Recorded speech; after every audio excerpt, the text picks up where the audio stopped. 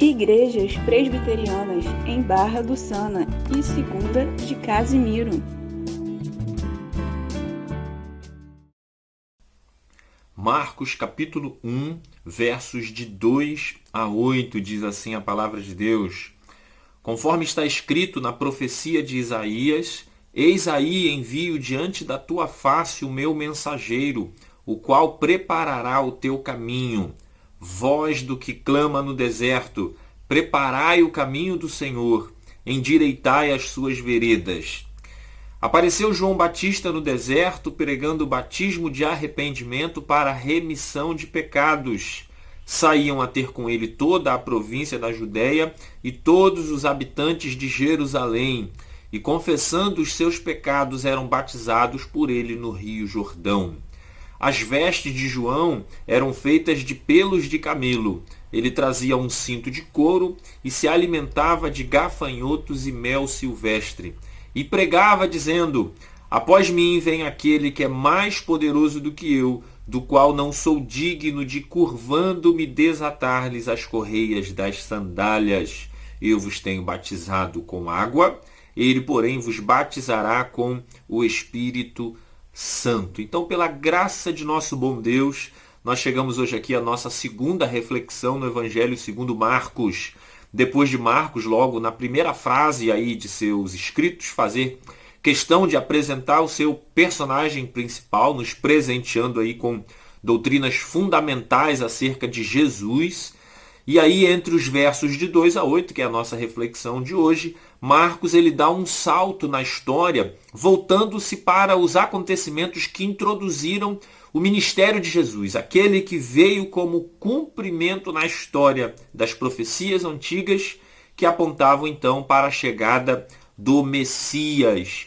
E aí, para fazer isso, é impossível Marcos não falar de João Batista, de quem mais à frente Jesus vai dar o seguinte testemunho: em verdade vos digo, entre os nascidos de mulher, ninguém apareceu maior do que João Batista. Está lá em Mateus capítulo 7, verso 11, aonde Jesus certamente estava falando da eficácia e também do privilégio do ministério de João Batista de pré-anunciar a chegada do Messias.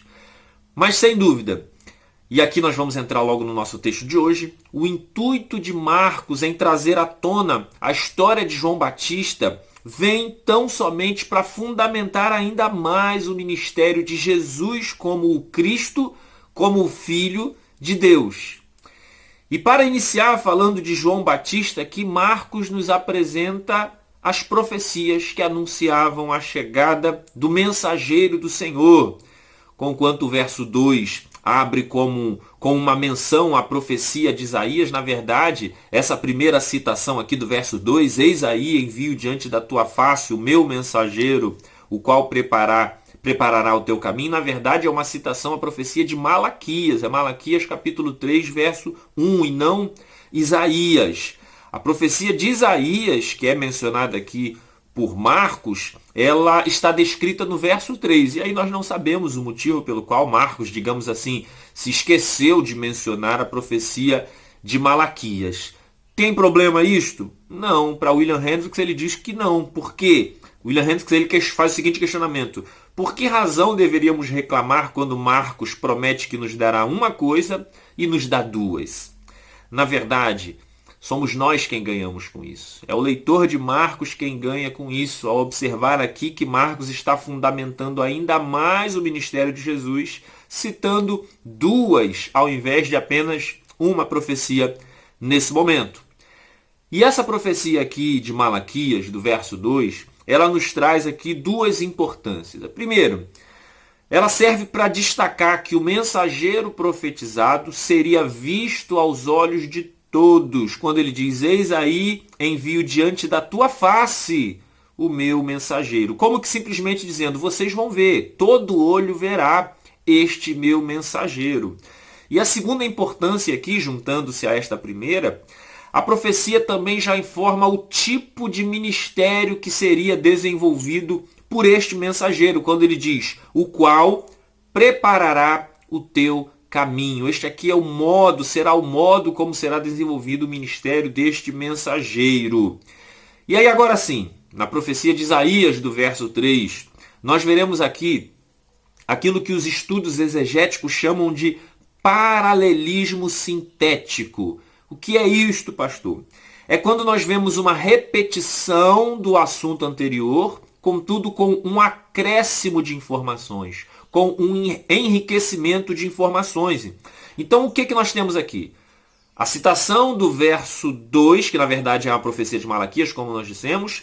A profecia de Isaías aqui, ela na verdade ela serve para repetir a ideia anterior do verso 2, contudo acrescentando informações, enriquecendo informações. Então a citação do verso 3 da profecia de Isaías, é Isaías 43, diz: voz do que clama no deserto, preparai o caminho do Senhor, endireitai as suas veredas. O que está sendo acrescentado aqui?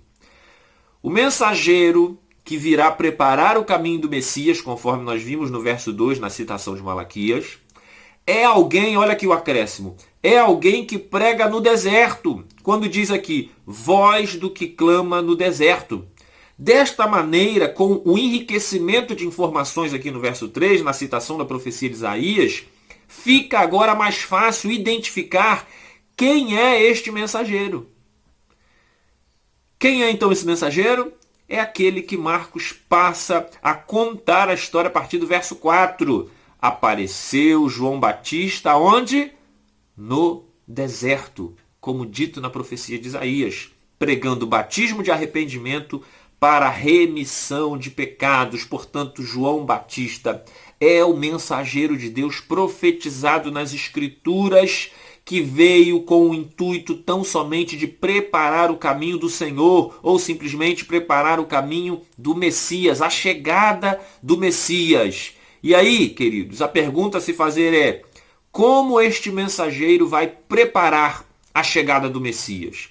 Que é a resposta que nós temos aí na fala da profecia do verso 3, pregando arrependimento para a remissão de pecados. Então veja que nós temos aqui o pré-anúncio do Evangelho. Ninguém poderá receber o Messias sem arrependimento e consequente remissão de pecados. Mas vamos tentar definir exatamente o que significa este arrependimento e esta remissão de pecados. Vamos lá então. A grosso modo, significa simplesmente conversão. Por isso que Marcos define essa pregação aqui como batismo de arrependimento. E por que ele usa essa terminologia batismo? Porque batismo, conforme define muito bem o comentarista Bob Utley, é um sinal exterior de uma mudança interior. E esta mudança é exatamente o significado em grego do termo traduzido por arrependimento, que é metanoia, que significa uma mudança deliberada de pensamentos e, consequentemente, uma mudança de atitudes. Ou seja, para recebermos em nossos corações o Messias, que é Jesus, nos é necessária uma mudança completa de vida. Por isso é que a profecia de Isaías completa dizendo para remissão de pecados, em que o termo, inclusive, remissão aqui no grego, significa literalmente jogar fora, ou seja, jogar fora o pecado. Não é assim que se dá a verdadeira conversão? Mudança radical de pensamentos, de atitudes e lançando fora o pecado de nossa vida? Verso 5. Saíam a ter com ele toda a província da Judéia e todos os habitantes de Jerusalém, e confessando os seus pecados, olha aí, eram batizados por ele no rio Jordão. Ainda que as expressões aqui, toda a província da Judéia e todos os habitantes de Jerusalém, não signifiquem números absolutos, ou seja, não eram todos os moradores de fato. Contudo, queridos, o que temos aqui é uma hipérbole. Contudo, essas expressões apontavam para o fato de que realmente era um grande número de pessoas. Multidões iam até João Batista no deserto ouvir sua pregação. Isso nos chama por demais a atenção. O fato de João Batista conseguir atrair uma multidão para o deserto. Para ouvir o quê? Para ouvir palavras duras que conclamavam as pessoas ao arrependimento. Então o que nós temos aqui nesse ministério de João Batista? Um ambiente horrível, deserto, as pessoas estavam indo para lá. E segunda coisa, uma pregação em nada atraente, porque ele pregava arrependimento. E pensar, queridos, que nos dias de hoje, para atrair novos crentes, nós vemos pastores, líderes, igrejas que investem em um ambiente luxuoso, agradável, para a pessoa se sentir bem, aconchegante. E o pior, a gente só ouve pregações agradáveis de se ouvir, que massageiam o ego das pessoas, deixando de pregar uma palavra que confronte as pessoas, que façam as pessoas pensar seriamente em seus próprios pecados a fim de gerar nelas arrependimento. Portanto, então são pregações que, aqui eu cito algumas frases, como por exemplo, você é especial para Deus, Deus quer te abençoar, pare de sofrer, Deus tem um plano na sua vida. Conquanto tais coisas possam ser realidade na vida de todo aquele que entrega a sua vida a Cristo Jesus, eu pergunto, cadê a pregação em nossas igrejas que nos mostrem a necessidade de arrependimento para a consequente remissão de pecados? Até porque, queridos, sem arrependimento, que nós vimos que é a mudança radical de pensamentos, atitudes, não haverá remissão de pecados, ou seja, não haverá conversão. Conclusão, se nas nossas igrejas, nos nossos púlpitos, há ausência de uma pregação de arrependimento, isso significará que haverá falsas conversões em nosso meio. Não é isso que nós temos visto, igrejas nossas cheias de crentes que não são crentes. Deu para entender agora o porquê de tantos escândalos no meio evangélico? O porquê de tantos maus testemunhos em nosso meio? Porque não há conversões verdadeiras. Porque não se ouve pregações que levem as pessoas a verdadeiro arrependimento. Por isso, J.C. Ryle, ele alerta, não esqueçamos essa realidade. Sempre que virmos algum templo evangélico repleto de gente, ele diz assim, sem dúvida, um templo repleto é uma cena gratificante. Porém, sempre devemos nos perguntar quantas dessas pessoas alcançarão finalmente o céu. Verso 6, as vestes de João eram feitas de pelos de camelo, ele trazia um cinto de couro e se alimentava de gafanhotos e mel silvestre. Aqui nós não temos nada mais do que uma apresentação da vida simples que João Batista tinha. Então, como um profeta de Deus, ele não tinha jatinho particular, mansões, não ostentava fortuna adquirida aí por meio dos dízimos e ofertas da igreja. Mas não, queridos, ele simplesmente vivia a sua simplicidade, ocupado apenas em realizar a obra a qual ele foi chamado. Verso 7, e pregava dizendo, após mim vem aquele que é mais poderoso do que eu, do qual não sou digno de, curvando-me, desatar-lhe as correias das sandálias. Dentre muitas coisas que certamente João Batista pregou ali no deserto, Marcos faz questão de citar aqui apenas essa parte. Após mim vem aquele que é mais poderoso do que eu, do qual não sou digno de, curvando-me, desatar-lhes as correias das sandálias. Queridos, a pregação de arrependimento ela é extremamente necessária, como nós já vimos. Contudo, esta pregação ela deve ser introdutória. Por que introdutória? Porque o que de mais importante precisa estar na nossa pregação, precisa ser enfatizada na nossa pregação, é o que Marcos nos trouxe aqui na pregação de João Batista. A exaltação de Cristo Jesus, colocando ele no seu devido lugar, no centro, e não nós, e não o pregador. João Batista, por exemplo, aqui, ele havia se tornado famoso, é verdade. Uma multidão ia até ele diariamente, consideravam João Batista um grande profeta. Ainda mais num período de grande carência em Israel. Em que contexto histórico nós estamos aqui? Nós estamos num período entre os escritos do Antigo e Novo Testamento, onde nós temos um intervalo de tempo de cerca de 400 anos, que a teologia chamará de o silêncio profético, em que Deus, nesses 400 anos, havia se calado.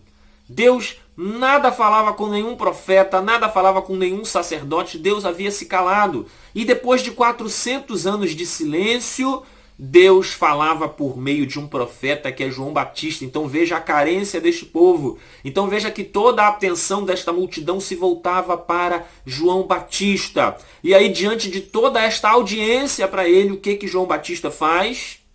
Após mim vem aquele que é mais poderoso do que eu, do qual não sou digno de, curvando-me, desatar-lhes as sandálias. É Marcos dizendo mais ou menos assim para a multidão: não olhem para mim, não sou eu de quem vocês precisam dele, do Messias a quem eu estou anunciando.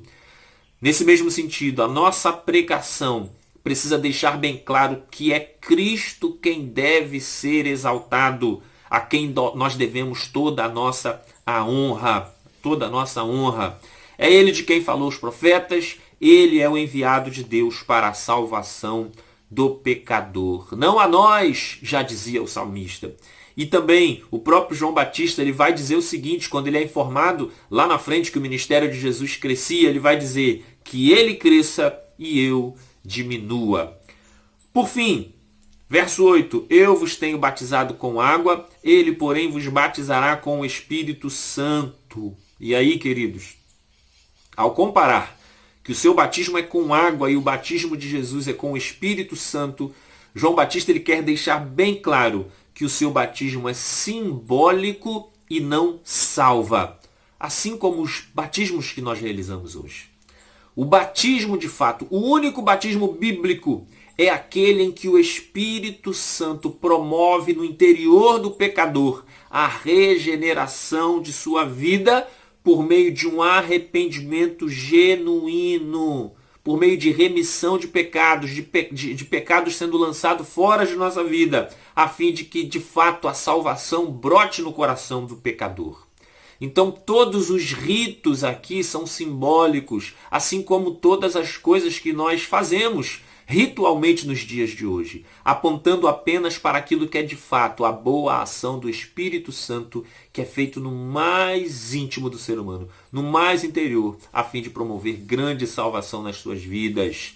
Assim é, irmãos, a palavra de Deus no coração de cada um de nós, silenciosamente operando ali a sua obra, realizando grande salvação no nosso meio. Deus abençoe a todos.